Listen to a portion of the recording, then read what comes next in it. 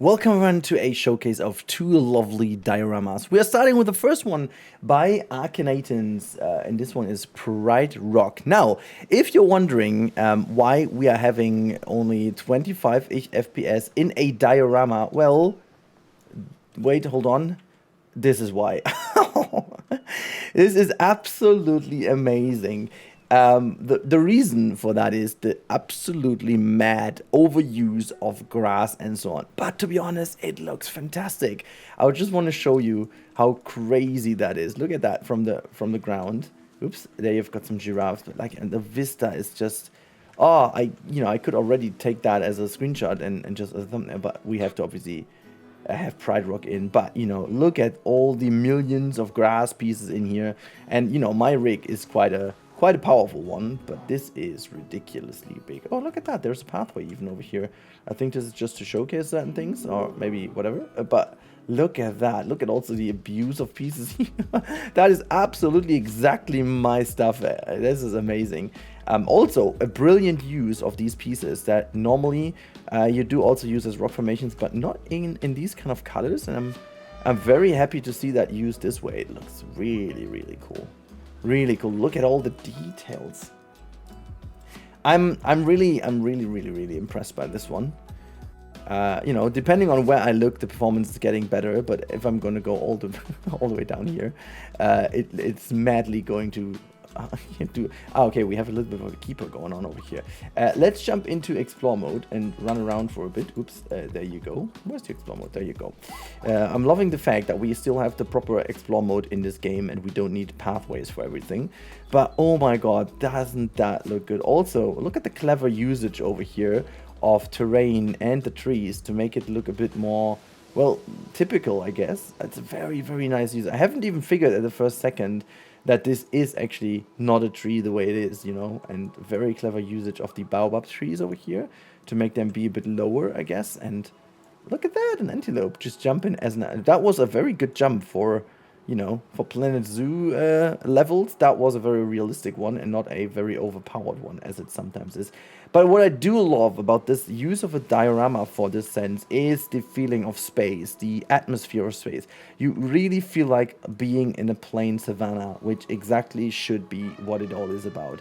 I mean, just look at that. This is one of the best usages of a diorama I have seen. In scale, you can even see that. This is pretty much in scale. I'm a big fan of it. I'm a big fan of the fact that, we have not only one animal, but they're all coexisting in here. Look, there's a lioness in the back. And is there again a menu in the way? Oh, gosh, I'm always like opening the menu. I didn't want to, but yeah. So here we go. We can see the giraffe going and passing by, and that is a vista. I'm madly in love. Did I open that again? Oh my god. How do I even do this? I'm just moving my freaking mouse. There you go. God, it's looking so good. I could do that forever. That is just so good. That is just absolutely amazing. And I'm looking at that. I'm like, hey, that is so gorgeous. I would love to build more of these kind of realistic just areas, It's not more than that, but it's a believable depiction of the African savanna, and I am all in for that. I am all in for this. It's looking fantastic. Oh, look at that. Food is just coming into... It's just a food delivery for the lions, for the Pride Rock. Oh, there's lioness going all the way up to the rock here. You've got that one. You've got an elephant there. You've got a little, whatever that was, baby antelope running around here. Oh, look, even warthogs. Oh, look, a baby zebra as well. Ooh, love that. Oh, that's so cool. You could just roam around here, have a good time. They're all... Like, what would really work well now? If Planet Zoo had herding. Like, proper herding would make a huge difference in here. There's no real herding in here, which is a bit of a problem. Oh, look at that. Even some mandrills roaming around. Oh, there's also some water. Let's go over there to the water. The elephant is just getting itself up. Feeling heavy today. Look at that. This is the scene where, like, this is the little pond where you have the scene of Timon and Pumbaa, which I'm quite a big fan of. Yeah, I'm loving the movie, by the way, so if that wasn't obvious. Oh, look at that. In its full glory, guys. In its full glory. Let's go for a little bath here. They come here for a drink. As I said, it does capture the idea of the full savanna. I think this usage of a, you know, of a diorama is very much the most clever way of doing that. I personally don't do this that often because I'm like very much captivated by my projects, but maybe I should. It's so good. It's such a good... Oh, look at the clever hiding of actual food in here. That's so good. There's like a little food trough in here that they can use. Oh, I'm so happy. I'm so happy to witnessing that. It's so good. Look at that. Oh, that was the baby sable antelope. That's what it was. Okay, I didn't know that this was a baby sable antelope, but there you go. Now that is this one. And just, oh, it's so good. Okay, let's fly around one more time to see how this all looks from above. And yeah, as I said before, I've not missed out on anything. I'm loving this kind of rock formation over here as well. This would also do wonders for like an ape area where you put like maybe some climbing rigs in here. They would also love to live here. Look at the warthogs roaming around there as well. Oh no, that's actually zebras. I thought it was warthogs, but they are too small actually. You need to find them in here. There's some more water. Yeah, the viewing points in this build, they are just so gorgeous as well. I mean, just look at that from over here. This is also such a beautiful view into the savanna. As I said, it does sell the idea of being a proper savanna in this diorama. A very clever usage of the diorama mode. Just very, very clever. All right, let's hop over to the other one I wanted to show you because it's also like a similar way of doing that. Anyways, we're just gonna check that out. You know it from the thumbnail anyway, so what am I even talking? So the next one is a hobbit hole in the Shire by the wonderful Stefan 1 or Stefan N1. I don't know how to pronounce that correctly. But as you know, I also did build a Lord of the Rings habitat very, very early on in the lifespan of Planet Zoo, where not that many updates and DLCs have been released. And so this one is a later depiction of it. And you can really tell that from the pieces available, this is such a better depiction of it, specifically by a very clever usage of many of the pieces that we got. It looks a lot more like the Shire because of the usage of all these little flowery grass pieces and other bushes we got with various updates. We have the veggies over here from the conservation pack. We've got like a very nice custom built little, what's that? I forgot the name of that one.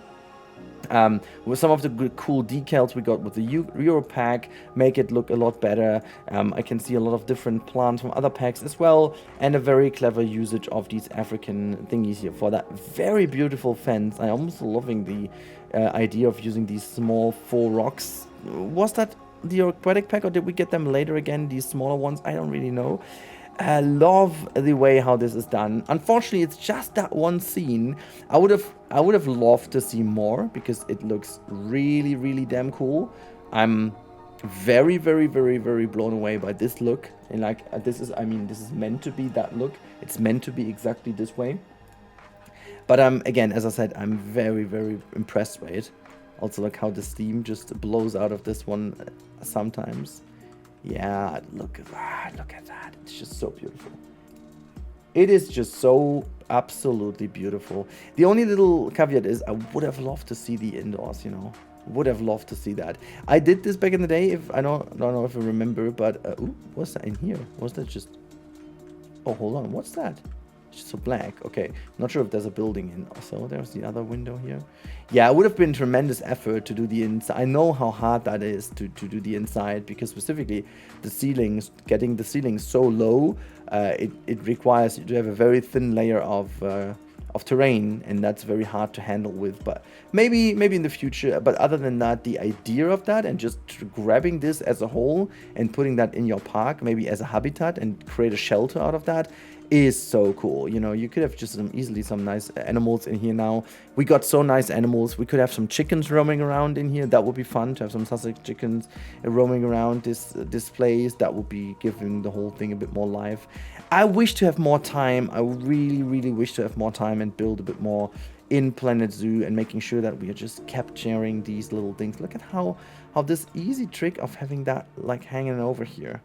Just that simple thing making so much. And obviously there's one thing we need to talk about. The 3D grass does so much to the game. I am not sure why Frontier has decided to take it out of Planet Coaster 2. We just need that back. Look at the looks of it. Just make sure to do that underneath your coasters. It just makes everything look so much more realistic. And can you please update that Frontier if you're looking? Please give it back to us.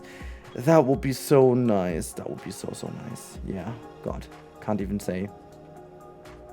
But yeah, it's looking absolutely gorgeous. Unfortunately, there's not really that much I can say about this because it's just a tiny little thing. But I wanted to show it because it's looking too good. It's just looking too. We could, you know what? We can just cover that in snow. Okay, let's see how that looks with snow. We're just waiting for the snow to come in. I'm a big fan of these dioramas. I mean, obviously, I have a very hard connection to it, or a very beautiful connection to it, because I kind of am the reason that this mode exists in the first place. Which is good, it's a good feeling. It's still a very good feeling. However, I am not happy that I don't have the time to build more in these, and also I'm not happy that this, it could be just so much more. Look, also that is the little post box. So cool, such a clever usage over here, and then that little gate can swing open and then just go in. Now cover from the snow. I'm not even sure if there would be any snow in the Shire. Is there a chance of snow in the Shire? I don't even know. But it looks so good. I want snow in a game like this. I want snow in Planet Coaster 2. Can we please have snow? God, it looks so good. Yeah. What am I even going to say now? Let's just turn it around into cloudy to just have a bit of snow first and then end the video. Yeah, thank you so much. Both of the builds are very nice. The Savannah looks absolutely gorgeous, despite the fact that performance is a bit questionable because of the use or abuse of grass pieces. And that one over here looks very cozy and nice. And I would love to make the... actually, it's looking so nice that even I would love to make the interior now. I'm so like blown away by this build. Anyways, thank you so much, and if you have some other very cool builds we could feature in the future, make sure to drop them in the description down below, or let me know what is your favorite diorama you've seen on the workshop. Maybe let's share some love for some of the Planet Zoo builds. They are gorgeous. Thank you so much for watching as always, and goodbye.